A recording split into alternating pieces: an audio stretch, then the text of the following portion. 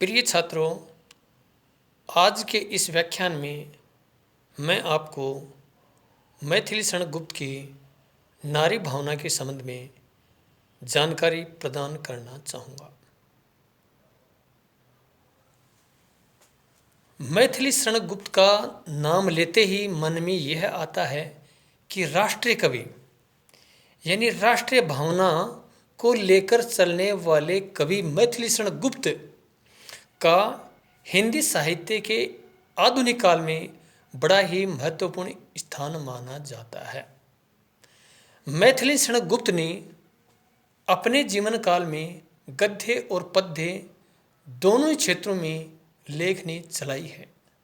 जहाँ पर इन्होंने गद्य में खड़ी बोली का पुरजोर समर्थन किया है, तो पद्य साहित्य में इन्होंने खंड काव्य, महाकाव्य, कविताएं आदि लिख करके हिंदी की सेवा की है। वैसे माना जाता है कि मैथिली शरण गुप्त ने 1908 ईस्वी में लिखना प्रारंभ कर दिया था और उनका व्यक्तित्व गांधीवादी विचारधारा से वो ओतप्रोत थे और अहिंसा, सत्य है आदि भावनाओं में विश्वास करने वाले प्रमुख व्यक्ति के रूप में वो जाने जाते हैं। और उन्होंने भारत भारती है, सांकेत है, यशोधरा है, द्वापर है, पंचवटी है, जयद्रथ वध है आदि रचनाएं लिख करके हिंदी को समर्पित की, जो कि हिंदी साहित्य जगत में बहुत ही महत्वपूर्ण सिद्ध हुई। आज मैं उनका जो नारी भावना है यानी नारी भावना को वो अपने काव्य में किस रूप में प्रस्तुत किया है उसके बारे में आपको जानकारी प्रदान करूंगा। यशोधरा मैथिली शरण गुप्त का एक बहुत ही अच्छी रचना या काव्य रचना इसको माना जा सकता है, जिसमें यशोधरा जो नारी का प्रतिनिधित्व करती है और नारी के संबंध में यानी गुप्त जी के विचार हैं कि नारी के बिना पुरुष अधूरा है, अगर नारी पुरुष के साथ है तो वो समाज में अच्छा है और नारी अगर पुरुष से अलग है तो समाज में बिखराव पैदा हो सकता है। तो नारी यानी एक राष्ट्र का उत्थान करने वाले यशोधरा यानी अपने समय में एक प्रतिष्ठित महिला, अपने समाज में एक युग चेतना प्रदान करने वाली महिला, उसके बारे में गुप्त जी ने बहुत ही अच्छी जानकारी दी है। और वो कहते हैं कि एक तरफ अगर हिंदी साहित्य के इतिहास में देखा जाए तो प्रेमचंद जी ने नारी का जो रूप प्रस्तुत किया है उसी के अनुसार मैथिली शरण गुप्त ने भी नारी को इसी रूप में प्रस्तुत किया है। मैथिली शरण गुप्त जी ने नारी को पत्नी या माता के रूप में ही प्रसिद्धि दी है और उसके संबंध में उन्होंने कहा है कि गुप्त जी नारी को सभी मौलिक अधिकारों को दिलाने के पक्ष में हैं। ये नारी जागरण और उसके आंदोलन के समर्थकों में से एक हैं। इनकी नारियां पुरुषों की पूर्णता बनकर रहना चाहती हैं। पुरुषों के अपूर्ण जीवन को पूर्ण बनाना इनका एकमात्र धर्म है, कर्तव्य है। वे अपने प्रिय के कर्तव्य पथ में बाधक बनकर रहना नहीं चाहती, अपितु उनकी जीवन सहचरी बनना चाहती हैं। जैसे कि इस यशोधरा काव्य को पढ़ते हैं तो उसमें ऐसा लगता है कि जो गौतम बुद्ध हैं ज्ञान प्राप्ति के लिए जो जाते हैं तो वो यशोधरा से कह कर के नहीं जाते, तो यशोधरा के मन में इसी बात की ठीस है कि वो मेरे से कह कर के क्यों नहीं गए। तो इस प्रकार से यानी वो अपने पति के मार्ग में यानी बाधा बनाना नहीं चाहती हैं। उनके हृदय में पति के लिए अपार प्रेम, भक्ति और सम्मान है। उनमें समयानुकूल कर्तव्य करने की प्रबल भावना है। कुछ आलोचकों का कहना है कि गुप्त जी के नारियों का कोई मौलिक आदर्श नहीं दिखाई पड़ता। उनकी नारियां चार दीवारी के भीतर साधारण स्त्री की तरह कंदरन करती हैं, लेकिन मेरा यह मानना है कि ऐसी बात नहीं है, बल्कि वास्तविकता यह है कि गुप्त जी ने नारी के साधारण व्यक्तित्व में असाधारण गुणों की खोज करने वाले कवि के रूप में वो हिंदी साहित्य में प्रतिष्ठित हैं। यह ठीक है कि यशोधरा की तरह त्याग करने वाली स्त्रियां कम ही पाई जाती हैं। नारी जगत में यशोधरा का महान व्यक्तित्व दर्शनीय एवं प्रशंसनीय है। एक साथ ही पति व पुत्र दोनों का त्याग किस युक्ति ने किया है। नारी साहित्य के इतिहास में यह अद्वितीय घटना मानी जा सकती है। ऐसा कोई उदाहरण और नहीं देखने को मिलता कि जिसमें पत्नी अपने पुत्र और पति को छोड़ देती है। गुप्त जी ने यशोधरा के साधारण व्यक्तित्व में गौरवमय तथा असाधारण नारीत्व का दर्शन किया है। गौतम ने यशोधरा का त्याग इसलिए किया था कि वह इंद्रियासक्त और काम विलास से व्याप्त थी, लेकिन अंत में गौतम को यह स्वीकार करना पड़ा कि यशोधरा दीनहीन नहीं वरन महान भी है, बल्कि थी महान थी। गुप्त जी की नारी माननी और अनुरागिणी दोनों है। गुप्त जी की जो नारी है यशोधरा, वो मान भी करती है और अपने प्रिय से यानी प्रेम भी करती है, अनुराग भी करती है। वह माननी इसलिए है कि वो सखियों से कहती है कि सखी, वो जब ज्ञान प्राप्ति के लिए गए तो वो मेरे से खुल करके पूछ करके नहीं गए, बल्कि चोरी चोरी चुपके चुपके ही चले गए, तो इससे मेरा हृदय व्यथित है। अनुरागिणी इसलिए है कि यह उसका धर्म है कि उसका पति भी व्यक्तित्व है, और अनुरागिणी इसलिए कि उसका धर्म है, कर्तव्य है। नारी के इन रूपों का समन्वय यशोधरा में दिखलाई पड़ता है। एक आलोचक महोदय ने ठीक ही कहा है कि यशोधरा माननीय होते हुए भी अनुरागिणी है।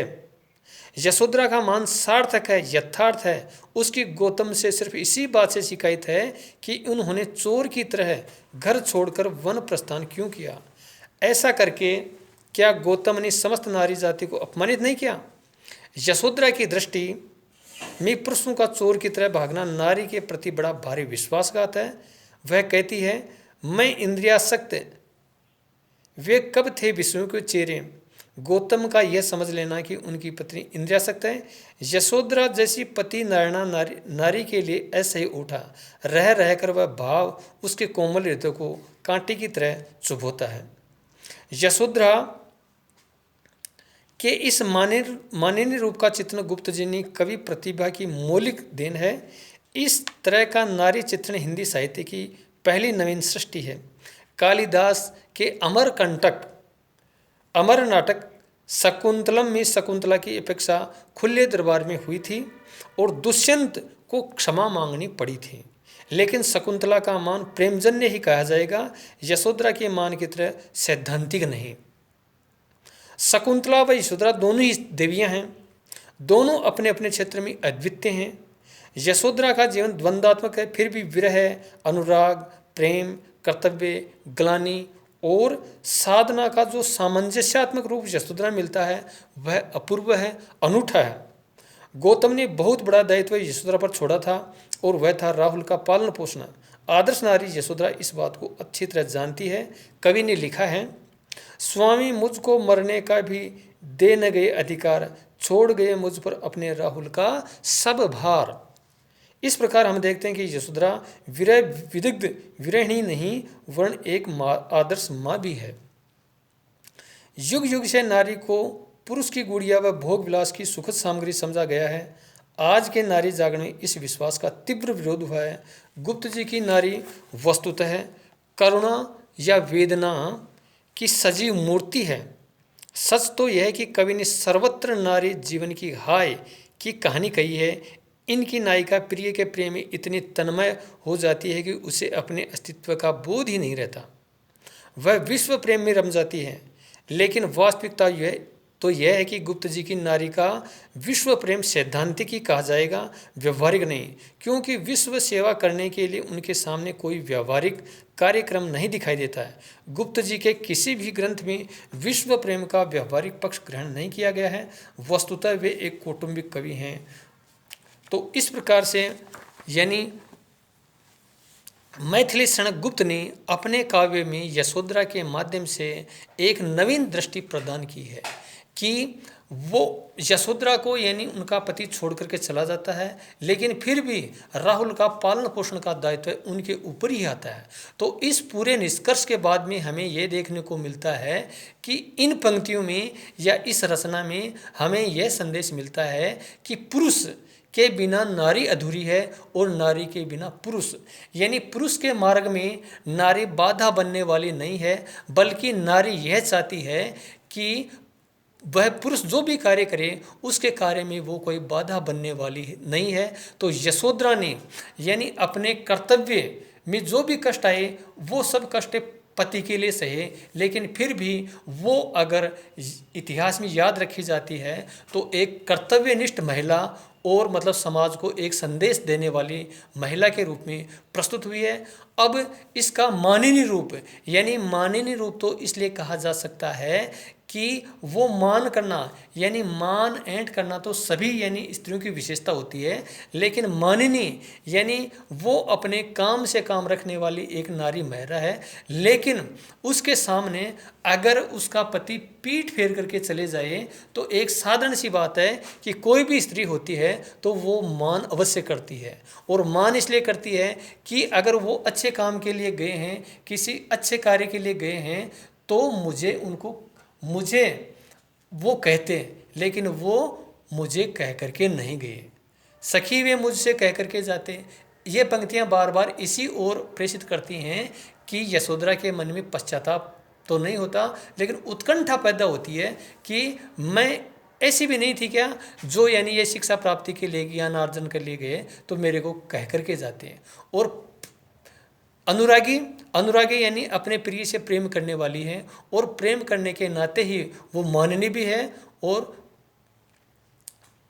प्रेम भी अपने प्रिय से करती है। तो इस प्रकार से यशोधरा के माध्यम से मैथिलीषण गुप्त ने राष्ट्र भावना का एक ऐसा संदेश दिया है कि जिसके माध्यम से कोई भी सशक्त नारी होती है वो अपने समाज का और अपने राष्ट्र का बहुत ही महत्वपूर्ण स्थान होती है। तो इस प्रकार के आज के इस व्याख्यान में मैं आपको नारी विषयक यानी नारी के मन में जो उत्कंठा होती है, पीड़ा होती है, उसके बारे में मैथिलीषण गुप्त के नारी भावना के संबंध में जो विचार थे वो विचार मानिनी और अनुरागी ने ही नहीं बल्कि और भी कई प्रकार से इसके सैद्धांतिक और व्यवहारिक पक्ष को देखा जाए तो कई बातें उभर करके आते हैं। तो आज के इस व्याख्यान में मैं आपको इतनी ही जानकारी दूंगा, बस।